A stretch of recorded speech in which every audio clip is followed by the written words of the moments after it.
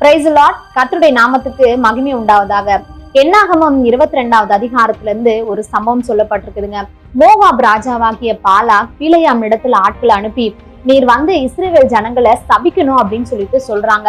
தேவன் பிலேயாம் இடத்துல என்னாகமம் 22:12 சொல்றாங்க, நீ அவங்களோடு போக வேண்டாம், அந்த ஜனங்களை சபிக்கவும் வேண்டாம், அவர்கள் ஆசீர்வதிக்கப்பட்டவர்னு சொல்லிடுறாருங்க. ஆனா பிலேயாம் மீண்டுமாக இதே காரியத்துக்காக தேவனுக்கு முன்னாடி வரும்போது தேவன் வந்து நீ போ அப்படின்னு சொல்லி அனுமதிச்சிடுறாங்க.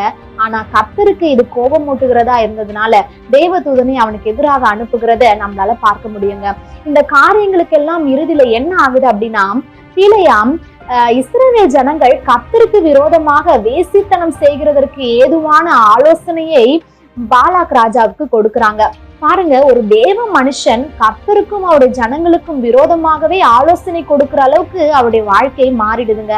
நம்முடைய வாழ்க்கையில கூட தேவன் ஒரு முறை இந்த நபரோடு போக வேண்டாம், இந்த காரியங்கள் உங்களுடைய வாழ்க்கையில வேண்டாம் அப்படின்னு சொன்னா அது எப்போ இருந்தாலும் தேவனுக்கு முன்னாடி வேணாம் தாங்க அர்த்தம். நம்ம மீண்டும் மீண்டுமாக கர்த்தரிடத்துல அதை கேட்கும் போது தேவன் நமக்கு அதை அனுமதிப்பாங்க. ஆனா அது அவருக்கு பிரியமாகவோ அவருடைய சித்தமானதாகவோ இருக்காது.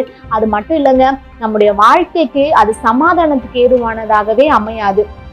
அதே போல நம்முடைய ஜீவியம் கர்த்தரை விட்டு விலகுகிறதற்கு ஏதுவாகவே இந்த காரியங்கள்லாம் மாறிடுங்க.